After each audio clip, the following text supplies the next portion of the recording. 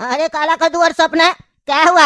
आज तुम लोग एक साथ कोर्ट में आए हो, क्या हुआ? क्या किया ये लड़का जो केस की हो? अरे जज साहब, ये कद्दूपुर के एमएलए का बेटा है और इसका हिम्मत देखिए। ये लड़का मेरे सामने सपना से कहता है कि तुम मेरे साथ 2-3 घंटा घूमने के लिए चलोगी, और जब सपना घूमने से मना की तो कहता है कि तुम चिंता मत करो, तुमको जितना पैसा चाहिए होगा हम देंगे, 2-3 घंटा मेरे साथ घूमो। इसी बात पर हमको गुस्सा आ गया तो हम इसको रोके, तो ये हमको मुक्का मार दिया, इसीलिए हम लोग इस पर केस किए हैं। हाँ तो लौंडा, कहाँ तुम सपना बेटी को अपने साथ घुमाने ले जा रहा था? अरे जज साहब, कुछ सोचे थोड़ी न थे, ऐसे ही सोचे कि इसको घुमा कर ले आते कहीं। काहे जी, तुम कोई टूर गाइड है क्या जो लोग सबको घुमाने ले जाता है? अरे नहीं नहीं जज साहब, हम कोई टूर गाइड नहीं है, वो तो हम इसको अचानक रास्ता में देखे और हमको पसंद आ गई, इसीलिए पूछ लिए कि क्या तुम मेरे साथ घूमने चलोगी। अच्छा, मतलब तुमको रास्ता पे कोई भी पसंद आ जाता है तो तुम उसको घुमाने ले जाता है?